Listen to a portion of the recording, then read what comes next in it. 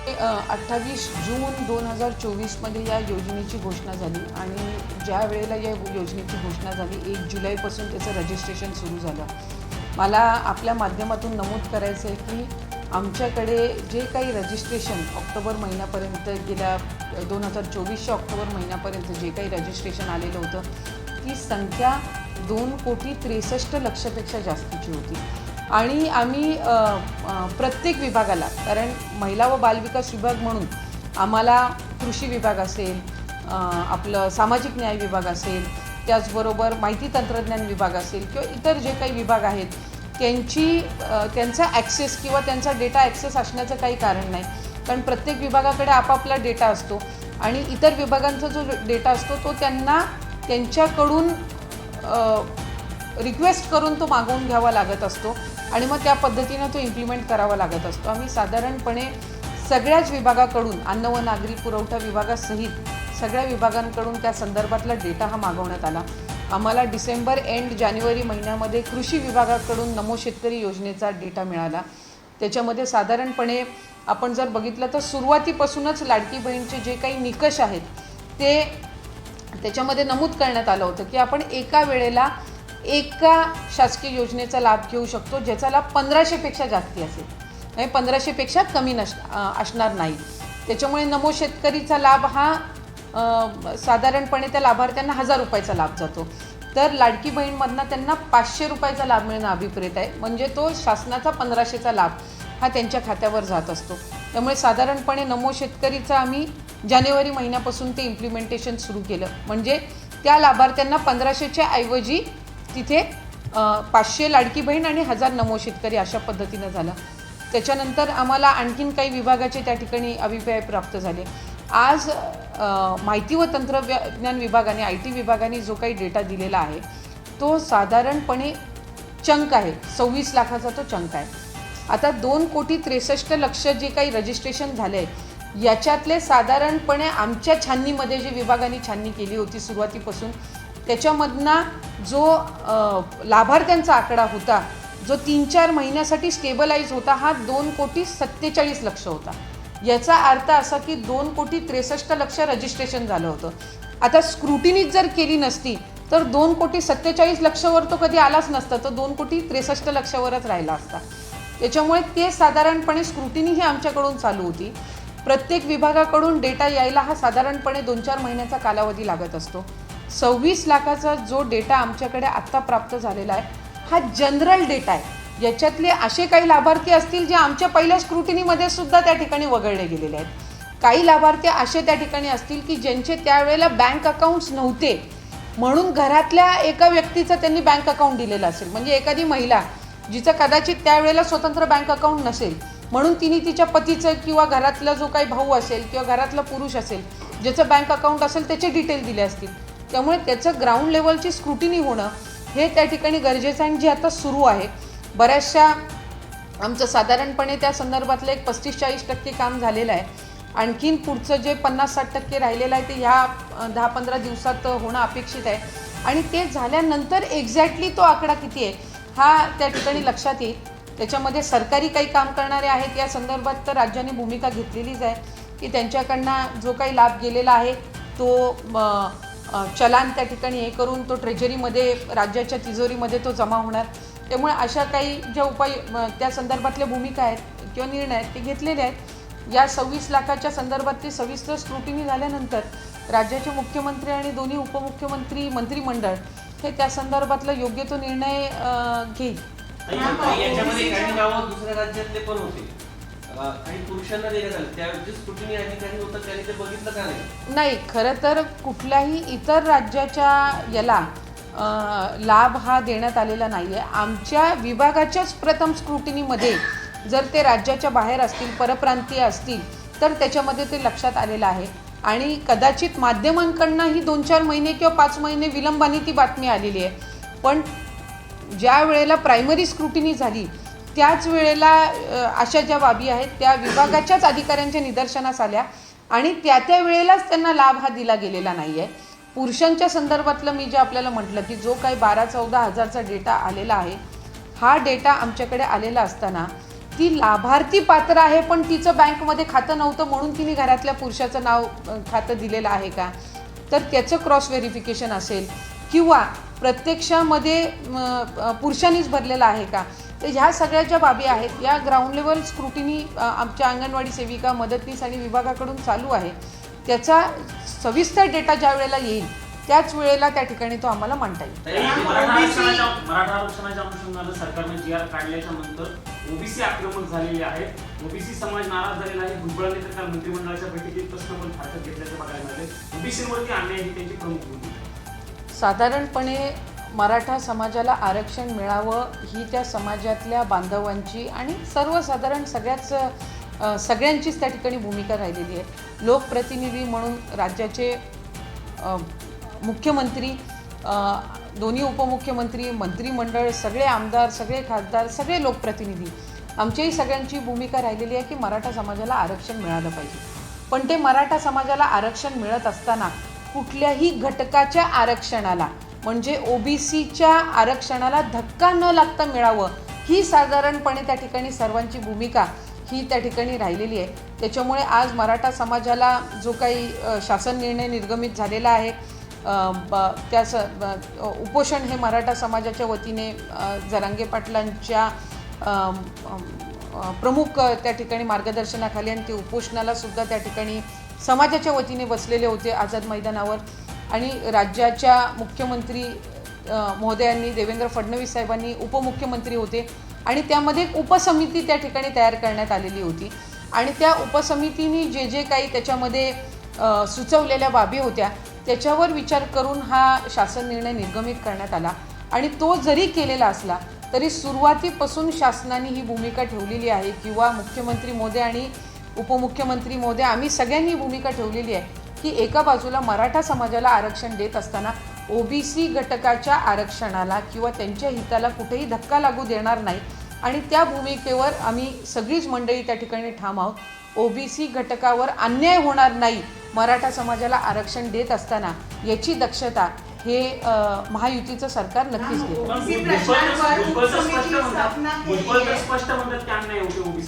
साधारणपणे भुजबळ साहेब हे गेल्या अनेक वर्षांपासून ओबीसींच्या संदर्भातले जे विविध प्रश्न आहेत ते अतिशय अग्रेसरपणाने आणि त्या संदर्भामध्ये एक भूमिका ही ठामपणे नेहमीच त्यांनी मांडलेली आहे. काही ओबीसी घटकांसोबत किंवा ओबीसी नेत्यांसोबत त्यांची बैठकी त्या संदर्भातली झालेली होती आणि ओबीसींसाठीचा लढा हा त्यांचा गेल्या अनेक वर्षांपासूनचा हा त्या ठिकाणी सुरू आहे आणि त्यातून त्यांनी ती मांडलेली भूमिका आहे.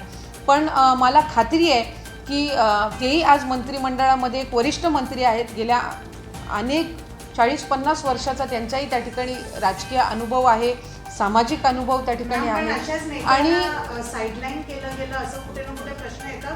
कारण की उपसमितीमध्ये जी काल स्थापना ज्याची झाली ओबीसीच्या प्रश्नांवर ते 5 वर्षापूर्वी जेव्हा महाविकास आघाडी होती तेव्हा ते प्रमुख पदावर होते. आता मात्र नुसतं सदस्य पदावर त्यांना ठेवते. मला आपल्या माहितीसाठी सांगायचं आहे की ओबीसींच्या संदर्भामधली आणि ओबीसींसाठी ज्या वेगवेगळ्या योजना आहेत ते ओबीसी घटकापर्यंत पोचाव्यात यासाठी समिती स्थापन करण्यात यावी ही भूमिका भुजबळ साहेबांनीच राज्याचे मुख्यमंत्री फडणवीस साहेब आणि दोन्ही उपमुख्यमंत्र्यांसमोर ठेवली आणि त्याला 1 मिनिटाचाही विलंब न लावता त्या ठिकाणी मंत्रिमंडळाच्या आणि मुख्यमंत्री महोदयांच्या अध्यक्षतेखाली त्या बैठकीमध्ये त्याला मान्यताही देण्यात आली आणि त्यानुसार आज ही उपसमिती त्या ठिकाणी जाहीर करण्यात आलेली आहे.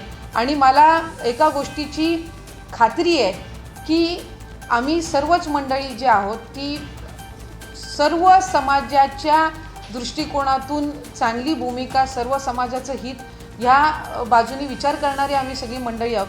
त्याच्यामुळे आज समितीचा अध्यक्ष कोण, समितीचे सदस्य कोण याच्यापेक्षा त्या समितीमध्ये जे सगळे सहभागी आहेत हे ओबीसी घटकाच्या दृष्टिकोनातून चांगले निर्णय घेतील आणि सुचवतील आणि त्याचबरोबर जे काही ओबीसींसाठी योजना आहेत त्या त्यांच्यापर्यंत अधिक प्रभावीपणे पोहोचवण्याच्या दृष्टिकोनातून या समितीच्या माध्यमातून सूचना येतील याकडे आम्ही सगळी मंडळी ही जास्ती लक्ष केंद्रित करून आहोत. ताई, याच्यामध्ये पण दोन्ही अध्यक्षपद म्हणजे दोन्ही समित्यांचे ते भाजपच्या नेत्यांकडे गेले आहेत. दोन्ही कुठल्या?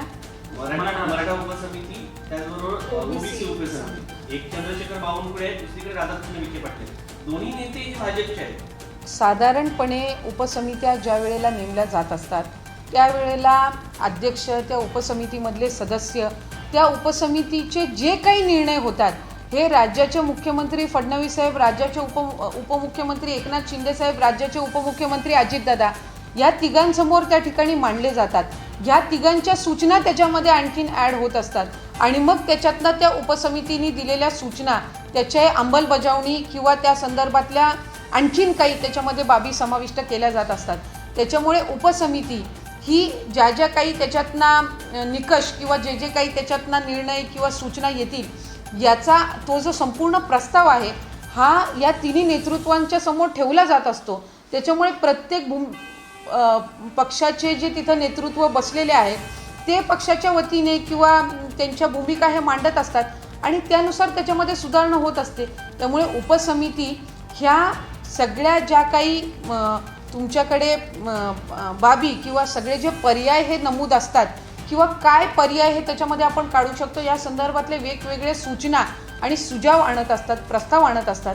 त्याच्यावर अंतिम निर्णय हे राज्याचे तिन्ही नेते घेत असतात. त्याच्यामुळे अध्यक्ष कोण, सदस्य कोण ह्या बाबींमध्ये जर पडत राहिलो तर प्रश्न आम्ही कधी सोडवणार? प्रश्न याच्यासाठी की काही अनेक वेळा मुख्यमंत्री पदासाठी देखील त्याचे आरोप ठेवतात. त्यावेळेस तर सगळा निर्णय हा मुख्यमंत्री पदाचा नसतो, तो मंत्रिमंडळाचा असतो. कारण त्या अध्यक्ष पदाचा व्यक्ती जो आहे त्याने संघटनेसाठी मला एका बाबीची खात्री आहे की जरी अध्यक्ष कोणी बसलेले असले तरी ते अध्यक्ष बसलेले असताना ते समितीचे जेवढे सगळे सदस्य आहेत यांनी दिलेल्या सूचना त्याचा अंतर्भाव हा शेवटच्या अंतिम प्रस्तावामध्ये केला जात असतो. आज जरी बावनकुळे साहेब त्या समितीचे अध्यक्ष म्हणून असतील तरी माझी खात्री आहे की भुजबळ साहेब ज्यांचा प्रदीर्घ त्या समाजाच्यासाठी, त्या घटकासाठीचा अनुभव आहे, त्यांचे सगळे प्रस्ताव, त्यांच्या सगळ्या सूचना घेतल्याशिवाय काही तो अंतिम निर्णय घेण्यात येणार नाही आहे. त्याच्यामुळे या सगळ्या नकारात्मक बाबींकडे विचार करण्यापेक्षा त्याचा एक साधारणपणे व्यापक विचार हा महायुतीचं सरकार म्हणून आम्ही करत आहोत की एका बाजूला मराठा समाजाला आरक्षण देत असताना जो त्यांचा अधिकार आहे, जी त्यांची गेल्या अनेक वर्षांपासूनची मागणी होती आणि आमची सगळ्यांची भुजबळ साहेबांसहित कधीही अशी भूमिका नाही मांडली की मराठा समाजाला आरक्षण देऊ नका. आमच्या सगळ्यांची नेहमी हीच भूमिका राहिली की मराठा समाजाला आरक्षण मिळालं पाहिजे. ते आरक्षण मिळत असताना ओबीसी घटकाला किंवा इतर घटकाला कुठल्याही पद्धतीनं त्यांना धक्का लागू नये किंवा त्यांच्यावर अन्याय होऊ नये ही साधारणपणे भूमिका आहे. पण तुम्ही ह्या सगळ्या बैठकीला तुम्ही स्वतः उपस्थित आहेत. अजित पवार कुठे आहेत? अजित पवार अर्थमंत्री आहेत. त्या सगळ्या मराठा आरक्षणाच्या मुद्द्यावरती पण ते पुढे येताना पाहायला मिळाले नाही, बोलताना मला वाटते आपल्या थोडं ह्याच्यामध्ये माहितीचा अभाव असेल. जी मराठा आरक्षणाच्या संदर्भातली जी प्रमुख बैठक राज्याचे मुख्यमंत्री यांच्या अध्यक्षतेखाली झाली त्याच्यामध्ये अजितदादासुद्धा त्या बैठकीला होते. त्या बैठकीला एकनाथजी शिंदे साहेबसुद्धा होते आणि या उपसमितीने जो प्रस्ताव ठेवला तो प्रस्ताव ठेवत असताना, त्याला मान्यता देत असताना, त्याच्यामध्ये आणखीन सूचना देत असताना दादांसहित इतर म्हणजे राज्याच्या मुख्यमंत्र्यांसहित दोन्ही उपमुख्यमंत्रीसुद्धा त्यामध्ये सहभागी होते. मराठा आरक्षणाच्या दृष्टिकोनातून तिथले जी काही काल परवाच शासन निर्णय हा निर्गमित झालेला आहे तिथपर्यंत दादाही त्या ठिकाणी मुंबईतच होते. तेही त्या ठिकाणी सगळ्या या बाबीवर, त्या सगळ्या परिस्थितीवर लक्ष ठेवून होते. आज राज्याच्या वतीने GST काउन्सिलमध्ये साधारणपणे गेल्या 3 GST काउन्सिल जे असतील त्याच्यामध्ये राज्याच्या वतीने त्या ठिकाणी मी आलेली आहे. त्याच्यानंतर ज्या काही मंत्र्यांच्या ज्या काही समित्या गठीत करण्यात येत असतात मुख्यमंत्र्यांच्या अध्यक्षतेखाली म्हणजे ग्रुप ऑफ मिनिस्टर्सच्या, त्याच्यामध्ये सुद्धा राज्याच्या वतीने मी भूमिका मांडलेली आहे.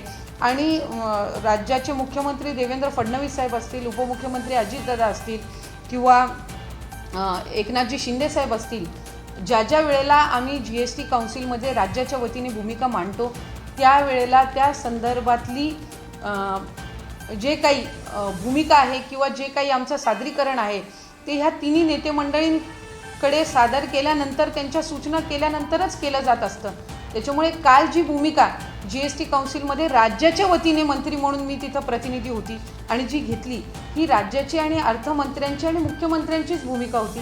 त्याच्यामुळे ते नाहीत म्हणून राज्याच्या भूमिकेमध्ये कुठे कमी जास्ती आहे तर अशातला काही भाग नाही आहे. राज्याचे ते मान्य आहे, पण एका पक्षाचे प्रमुख म्हणून मराठा आरक्षणाच्या संदर्भामध्ये त्यांनी माध्यमांसमोर येऊन कुठली भूमिका मांडलेली पाहायला मिळाली. मला वाटतं की आपण मिस केली असावी की गणपतीच्या कालावधीमध्येच माध्यमांसोबत त्यांनी संवादही साधला आणि त्यांनी स्पष्ट भूमिका घेतली की मराठा समाजाला आंदोलन करण्याचा अधिकार हा प्रत्येक नागरिकाला त्याच्या मागण्यांसाठी आहे. त्या मागण्यांसाठी ते आंदोलन करत आहेत आणि त्यांना आरक्षण दिलं जावं ही सर्वसाधारणपणे आमच्या सगळ्यांची भूमिका आहे. ही त्या ठिकाणी हे त्यांचं मत हे त्यांनी स्पष्टपणाने त्या ठिकाणी मांडलेलं होतं. धन्यवाद. कोकणातला अजून एक नेता वैभव खेडेकर हे भाजप जॉईन करण्यासाठी पुढे होत होते, मात्र असं सांगितलं जाते की शिवसेना आणि तुमचं राष्ट्रवादी काँग्रेस जे त्याचा विरोध आहे म्हणून ते कुठे ना कुठे थांबतात. नाही, राष्ट्रवादी काँग्रेस पक्षाकडून महायुतीमध्ये जर ते सहभागी होत असतील तर त्याचा विरोध करण्याचं काही कारण नाही आहे आणि मला वाटत नाही की राष्ट्रवादी काँग्रेस पक्षाने त्या संदर्भातला काही विरोध केलेला आहे. वैभव खेडेकर हे खेड नगर परिषदेचे नगराध्यक्ष राहिलेले आहेत, थेट नगराध्यक्ष. साधारणपणे तिथून चांगल्या पद्धतीनं त्यांना प्रतिसाद मिळालेला आहे. आज जर त्यांनी त्यांची राजकीय भूमिका भारतीय जनता पक्षामध्ये जाण्याची घेतलेली असेल तर त्याच्यामध्ये राष्ट्रवादी काँग्रेस पक्षाचं काही विरोध किंवा वेगळं मत असण्याचं काही कारण नाही. स्वाभाविकपणे प्रत्येक पक्षाला हा आपापला पक्ष वाढवण्याचा हा तितकाच अधिकार त्या ठिकाणी आहे आणि ते महायुतीमध्ये सहभागी होत आहेत या गोष्टीचा आनंद आम्हाला नक्कीच आहे.